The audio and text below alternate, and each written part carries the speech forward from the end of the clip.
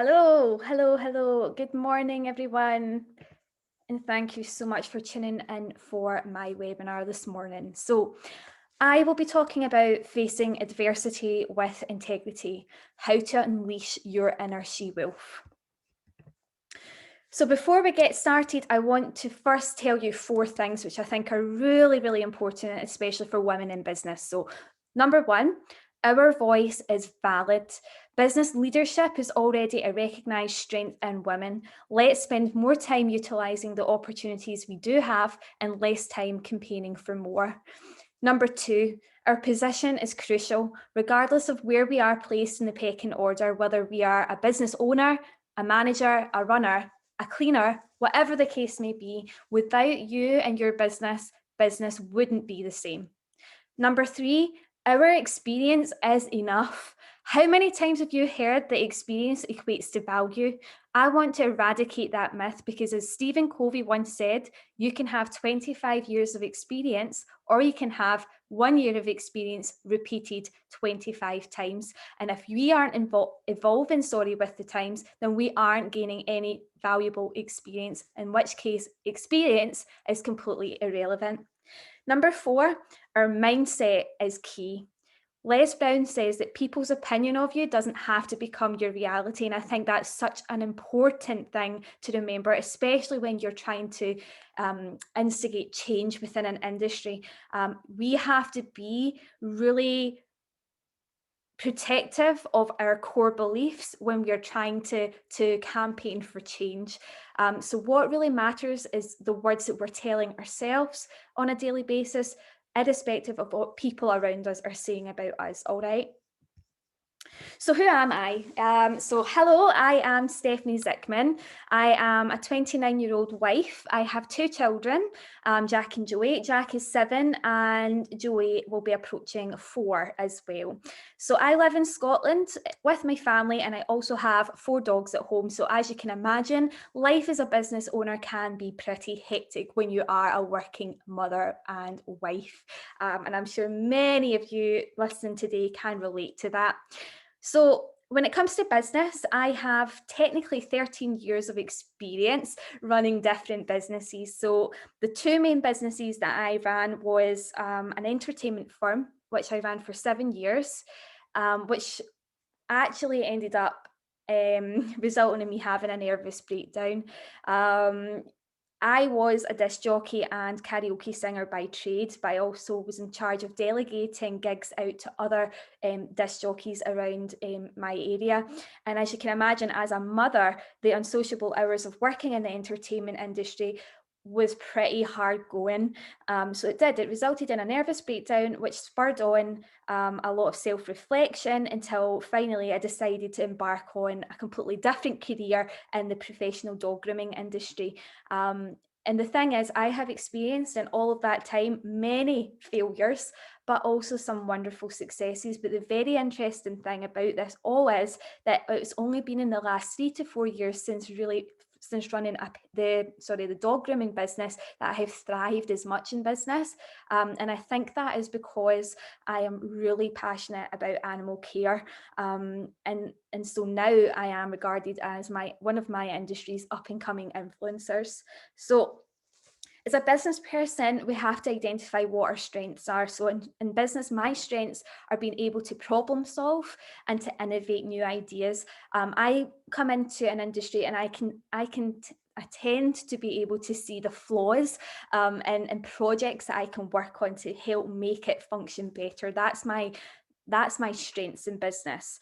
But for me to tell you how I overcame adversity, I need to tell you a little bit about my story entering the pet industry, if you don't mind. All right. So first off, does the pet industry count as a professional business? And I have to laugh because there was a kind of ongoing conversation between me and our organizer Andrew, when it comes to me speaking at this event, because a lot of people are still under the opinion that the pet industry is all woo-woo and fluff, right?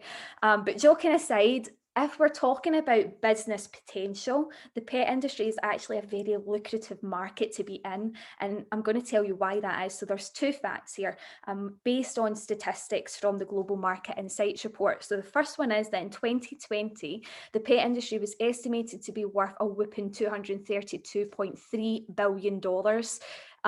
What we're seeing as well was a gradual and consistent growth each year by 6%. And based on those statistics and predictions, the forecast for 2027 states that the pet industry will be worth $358.62 billion globally. So if you aren't in business yet and you're kind of wondering what kind of sectors to get in and you like animals, the pet industry might actually be one of the safest options for you to embark on. But obviously, you know, my strengths are in identifying flaws, and I notice many flaws when it comes to specifically the service sector within the pet industry, and in particular, the dog grooming sector. All right, so there was 3 problems that I identified within the pet industry that I think needed resolved. Well, pretty much yesterday, but I'm going to talk a little bit about what those challenges were, and then we'll get to the moment where I was facing quite a lot of adversity. So challenge number 1 was that the curriculum itself that was training students to become professional dog groomers was it was wildly outdated. As a result of that, it was causing unnecessary stress within the working environment. So professionals and animals were getting really stressed in the grooming environment because their basic emotional needs weren't being met.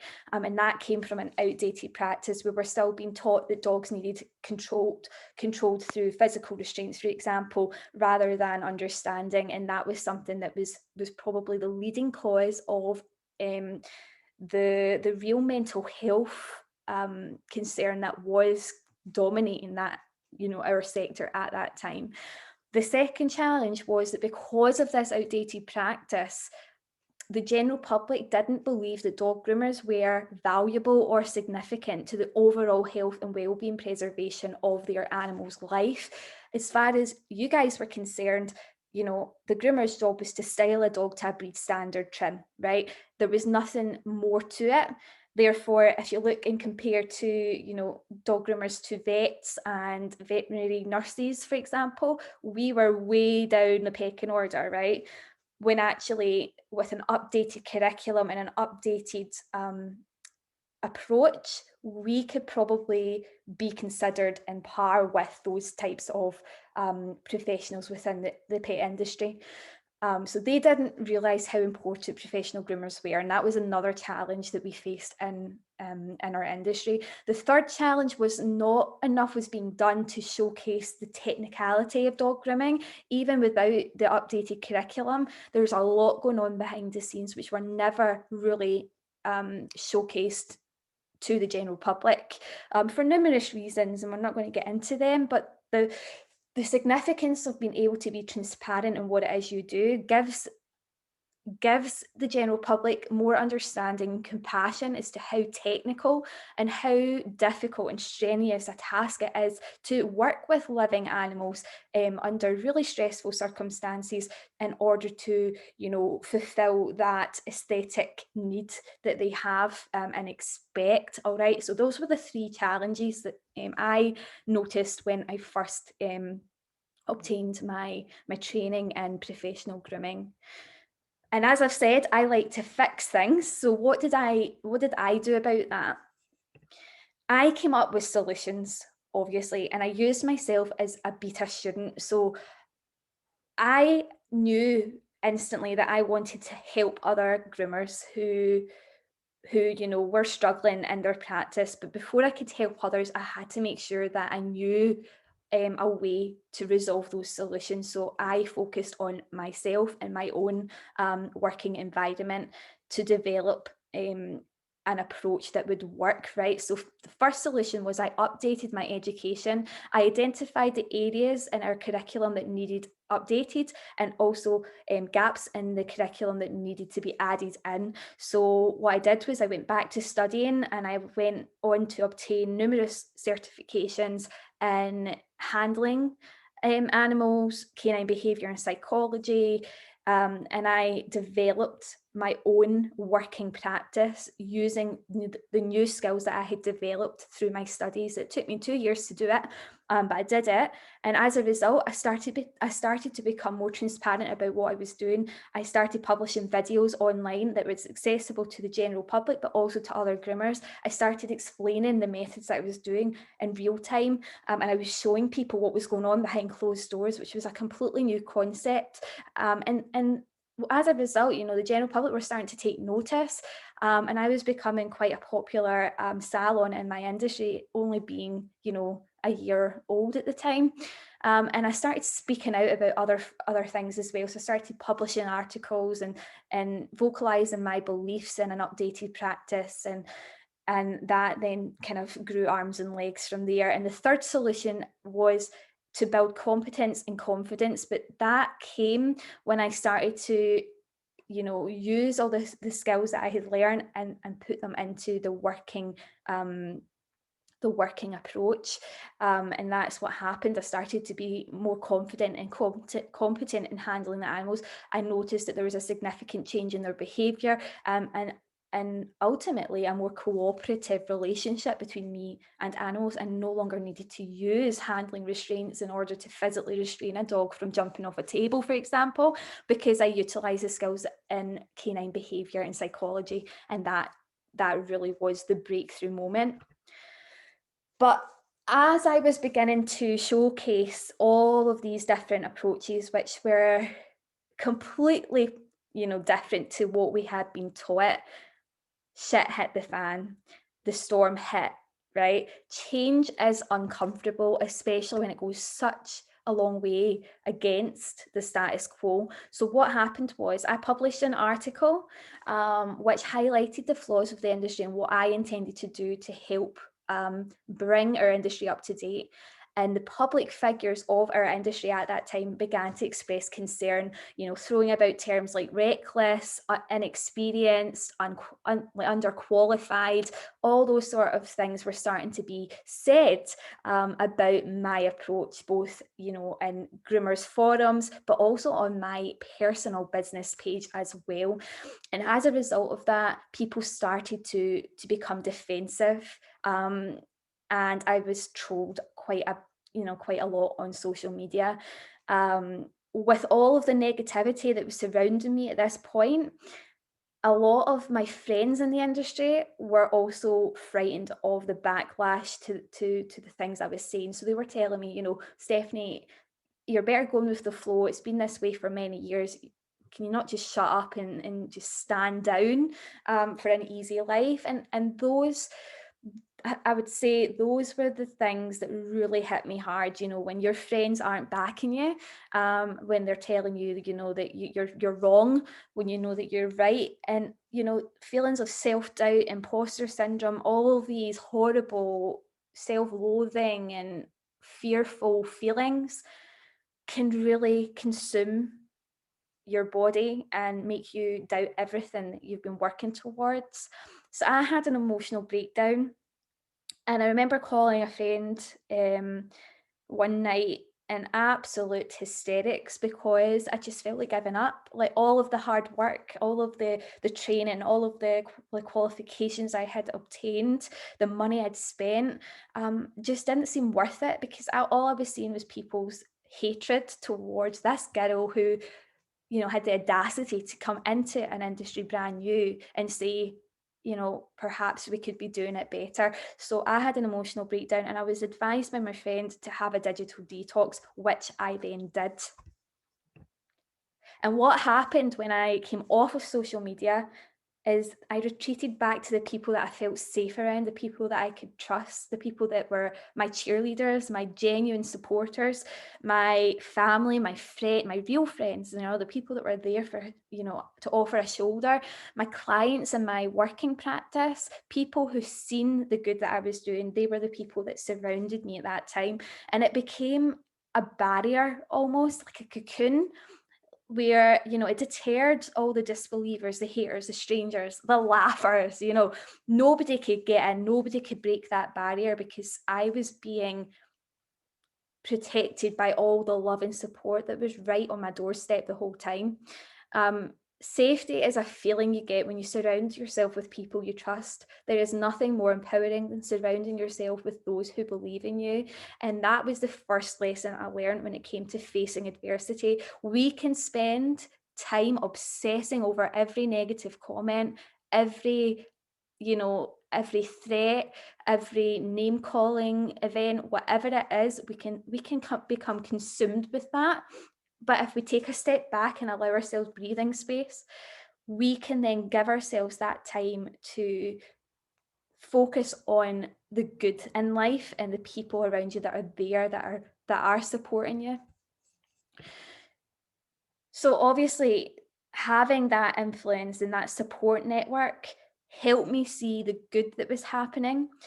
Because at that time, when I was so consumed with social media and all the negativity, my brain was programmed to only see the bad and not see the good that was happening at the same time. And we call it the negative bias, when a bad experience outweighs a good experience. And it's a real term. So if you want to look it up, I think it's in psychology, look it up because it's really interesting. So what was going on in parallel to all of that negativity was the other pet sectors were starting to take notice. Behaviorists, trainers, vets, scientists. There were people in the pet industry that were starting to take notice of the things that I was saying, that, we had been saying this all along, but groomers weren't interested, and suddenly someone was interested to make change to the industry, and they were starting to approach me and ask me to speak on behalf of the grooming industry at other events. I started speaking on different platforms that wanted to hear what I had to say, as a result of that, many opportunities were put in front of me. Let's collaborate, let's join, and come together and do something for the greater good. And I was starting to learn more because I was surrounding myself by the very best teachers, scientists and biologists and real inspirational people that do amazing work in the pet industry already. Andrew Hale, Dr. Isla Fishburne, Lisa Tenzin-Dolma, so many, I could go on forever. And the most important thing was, not only did I have my emotional support network, behind the scenes, I began to build fruitful friendships on the social media scene as well, from all different places in the world. These people were coming together and helping me, and vocalizing what I had to say. And suddenly I had myself a solid, strong foundation, and I had strength in numbers, right? Ultimately, I unleashed the inner she-wolf in me, and I want to just read you what the definition of the term, or what the term she-wolf actually means, because I think that it's really significant. So the she-wolf is an important archetype for many women to embrace. She reminds you to protect those that you love, to stand your ground, and to ferociously protect your boundaries. The she-wolf is the antithesis of being too easy, permissive, and passive. She represents freedom and possesses an elegant combination of strength and endurance coupled with grace. And I think that there is the definition of the very thing you need to be when you are faced with haters that are trying everything to pull you down and break you. You have to be, protective of your boundaries. You have to be able to stand your ground. You have to protect the people and the things that you love, and also be able to face them with grace and integrity. My inner she-wolf gave me the strength to keep going and keep going stronger. So it was time for me to rise up and speak up, right? I removed the trolls from my life. I stopped preaching to the masses, and instead I focused on those who wanted to listen.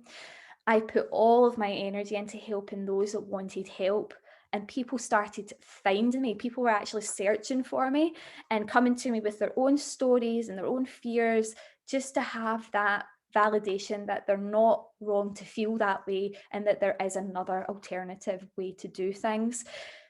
I spoke even louder. I just amplified my voice all the more. I decided that I wanted to publish a book, so I self-published my first book, which basically wrote about everything that I had learned about the industry today and how other people could embrace a more holistic approach to the way that they were, running their businesses. I spoke in numerous podcasts and events to raise awareness even more to both the general public, but also to the pet professional sector. And these were podcasts and events that were running, not only nationally, but internationally. I appeared in a podcast in LA, for example. That was super cool. And I brought in other sectors as well. So in my own space, I started to ask people to come and speak for me. Dr. Isla Fishburne, who is an expert in epigenetics, came on to talk about, the significance of DNA and energy when it comes to communicating with other animal species. I was starting to think outside the box. What else could we know to enhance what we already do? And when we start to come from a wholesome perspective, that is, as what holistic actually means, when we start to come from this wholesome perspective, we realize that actually everything's significant, irrespective of it only being a couple of hours you're spending with that animal. It's significant, because if they're having a negative experience, then that is actually affecting them on a cellular level, and it's also affecting their well-being and their health, and we need to be mindful of that. And that was what I was trying to enforce, right? I introduced a safe space. So within that safe space, the Holistic Grooming Academy was formed. It is now an internationally recognised and accredited distance learning college for both pet professionals and pet guardians. I have now pioneered my very own certification, which basically fills the gaps of the industry. It helps students, it helps groomers enhance their working environment, but get something to show for it at the same time. So now I am tutoring over 30 national and international students, and they're all, thankfully, touch wood, loving the experience. I'm continuing to, develop and enhance my own practice every single day, because I'm constantly learning and constantly studying. And I'm being the example. I'm not just preaching, I'm practicing what I'm preaching as well. And I'm always looking for the next life lesson to then pass on to my students. The thing is, if you want to make a difference in the industry that you're in, you need to know how to unleash the inner she-wolf in you, because you need that strength. You're going to be attacked by people that are more experienced than you. You're going to, you're going to rub people up the wrong way, because at the end of the day, there are figures in the industry that are already making a lot of money as known experts in their field. And if somebody comes along and says, well, actually, science now has updated since then, and if you're not changing the approach in which you're taking, then you're outdated, you're no longer valid. And if they're not embracing that change, then they're outdated. They're no longer the leading influencers, they're no longer, they're no longer the experts. And these are people that are afraid sometimes to evolve with the time, because they don't know any other way. And don't get me wrong, there are some individuals that even I work with in the industry who have been doing it for many years, but have actively invested in their ongoing education. So it's not that everyone with loads of experience is wrong. It's just that sometimes those who are just trying to hold on for the sake of holding on, out of fear of being vulnerable, probably, are going to be the ones that are going to, challenge you, and you need to know how to face it with integrity while, remaining true to your values. So how do you do it? Tip number 1, remain consistent with your values and never stray from your core beliefs, even when everyone else is telling you to stand down. So no matter how scary it is, if you know in your heart what you are doing is right, then you need to do it. Tip number 2, nurture your circle of influence and only allow those that you trust in.